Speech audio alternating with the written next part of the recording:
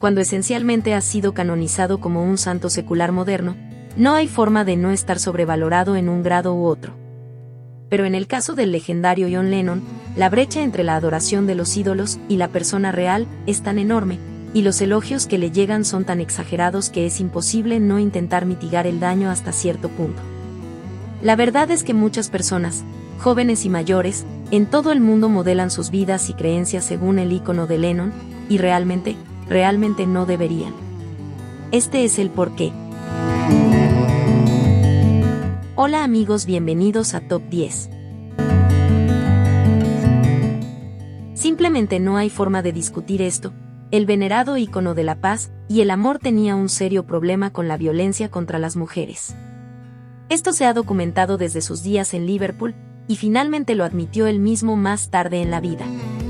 Su primera esposa, Cynthia, y su segunda, Yoko Ono, fueron víctimas de la brutalidad de Lennon en un momento u otro, y dado que la mayoría de los hombres que golpean regularmente a sus cónyuges o novias no discriminan particularmente sobre el objeto de su violencia.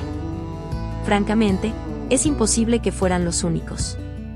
En retrospectiva, parece claro que el ícono gentil que adoraban los hippies era en realidad un hombre con problemas psicológicos muy graves que a menudo estallaba en ataques incontrolables de rabia, que se desquitaba con las mujeres de su vida.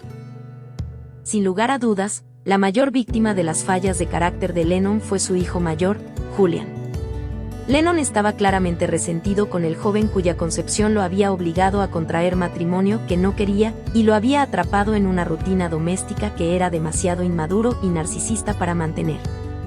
Tanto Julian como su madre, Cynthia, han declarado públicamente que Lennon estuvo alternativamente ausente, indiferente, drogadicto y, en general, desagradable durante la primera infancia de Julian.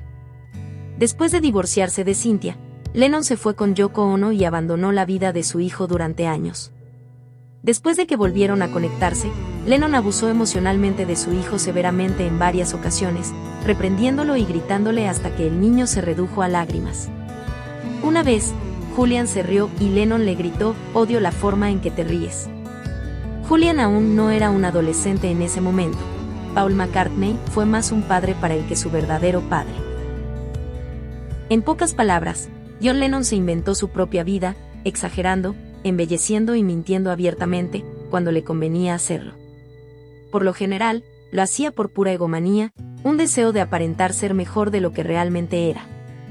Todo el mundo hace esto hasta cierto punto, pero en el caso de Lennon, reescribió casi todos los eventos importantes de su vida para satisfacer sus gustos. Afirmó que había sido un chico de clase trabajadora de Liverpool antes de los Beatles. En realidad, se crió en una cómoda casa de clase media.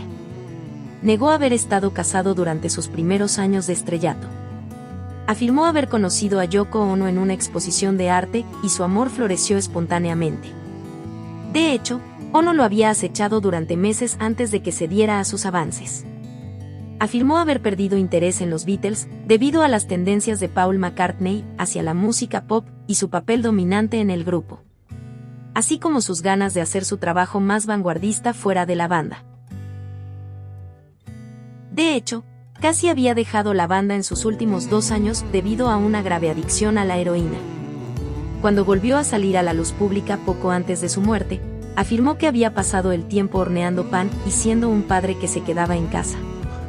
De hecho, había estado viviendo en una neblina inducida por las drogas la mayor parte del tiempo. En todos estos casos, la verdad fue vergonzosa, pero no más que el tipo de comportamiento que muchas estrellas de rock reconocieron haber tenido durante los años 60 y 70. Lennon mintió compulsivamente al respecto de todos modos. Contrariamente a las historias posteriores de una ruptura espontánea y diagonal o la decisión de Paul McCartney de dejar la banda, fue John Lennon quien destruyó a los Beatles. Ciertamente, no todo fue bien con la banda durante los últimos años de los años 60, pero fue Lennon, y solo Lennon, quien tiró el hacha, anunciando en una reunión de otra manera rutinaria que dejaba el grupo. Se mantuvo en secreto durante algún tiempo, pero nadie se hacía ilusiones sobre la capacidad del grupo para continuar sin él. Esencialmente, la partida de Lennon hizo inevitable la muerte de los Beatles. Solo tomó un año más o menos para que se escribiera el obituario. La gente tiende a ver a Lennon como una especie de gurú divino de la paz y el amor debido a sus actividades políticas a principios de la década de 1970. La verdad es que la mayor parte de la reputación de Lennon como activista político se basa en fotos de él con varios radicales de los 60 y sus propias declaraciones de prensa.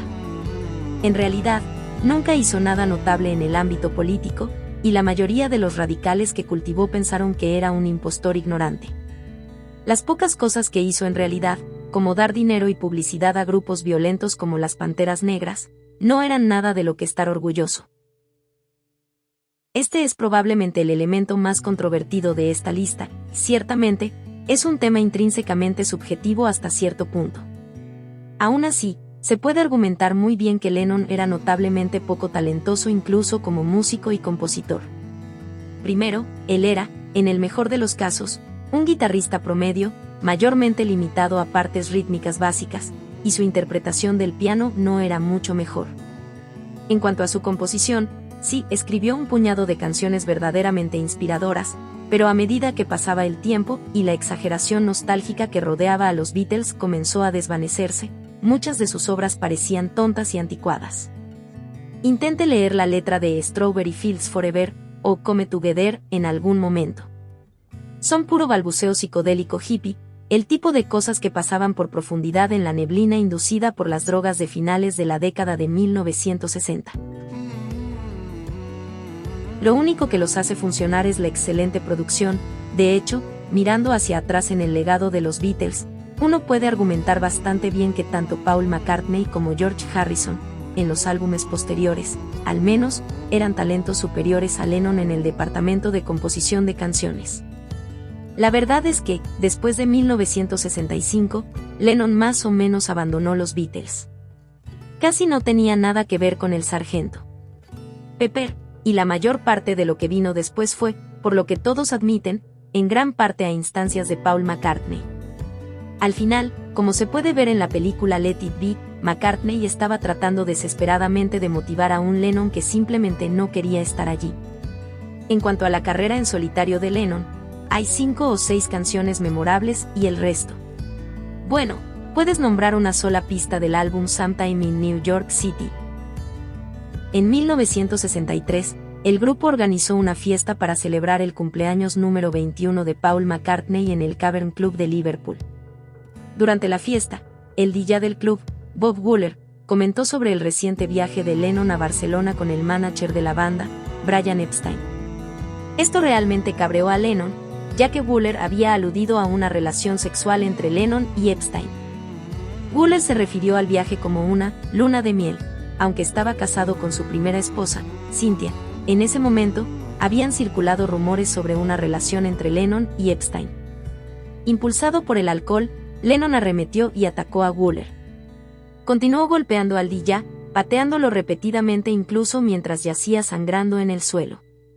En una entrevista de 1971, Lennon recordó la pelea y dijo, así que le estaba dando una paliza, y también lo estaba golpeando con un gran palo, y fue la primera vez que pensé, puedo matar a este tipo. Lo vi, como en una pantalla, que si lo golpeaba una vez más, eso sería todo. A pesar de su reputación de librepensador siguiendo su propio camino, Lennon era un caso obvio de alguien desesperado por encajar. Sí, estaba tratando de encajar en grupos que se consideraban inconformistas, pero el conformismo es conformismo. Desde el principio, Lennon posó. En el pasado, la apariencia de Teddy Boy era lo que estaba de moda, así que apareció con chaquetas de cuero y un copete. Luego fue el lindo look pop. Luego lo del hippie psicodélico. Luego el hipster vanguardista enojado.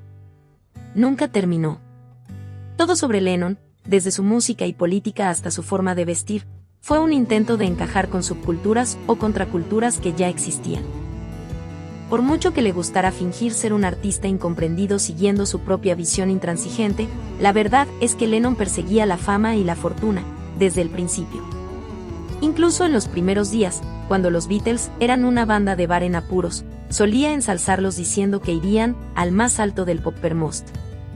Felizmente estuvo de acuerdo con los cortes de pelo, los trajes y la imagen calculada de los Beatles y las innumerables apariciones en los medios de la banda, y solo denunció que todo era superficial y vacío más adelante en la vida cuando estaba cultivando una reputación de vanguardia.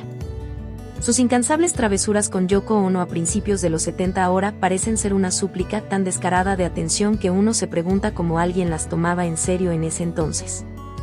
Y, por supuesto, nunca rechazó ninguno de los grandes sueldos que recibió como resultado de su fama y éxito. Este es el más difícil y el más difícil de decir en público, principalmente porque el asesino de Lennon, arriba, lo citó como su motivo principal, pero eso no lo hace menos cierto. Lennon fue un ejemplo perfecto de alguien que vivió por los hipócritas. Máxima de, haz lo que digo, no lo que hago. Como a veces señalan sus críticos, todo lo que tienes que hacer es ir directamente a sus canciones. El hombre que cantaba, Imagine No Possessions, vivió la vida de un millonario en un elegante hotel de Nueva York. El hombre que cantaba, Imagine No Religion, estaba obsesionado con todas las modas espirituales y de la nueva era que se le presentaban, incluida la meditación hindú, el I Ching y la astrología, de todo tipo. El hombre que cantó, Todo lo que necesitas es amor, era un hombre amargado, violento y enojado que abusó de su familia y amigos. El hombre que elogió no tener nada por lo que matar o morir, ayudó a financiar y dar publicidad a los grupos radicales que ensalzaban el uso de la violencia. Literalmente, todo lo que sus fanáticos ven personificado en el ícono de John Lennon representa los ideales que el hombre mismo no pudo o no cumpliría. ¿Y tú qué piensas de John Lennon?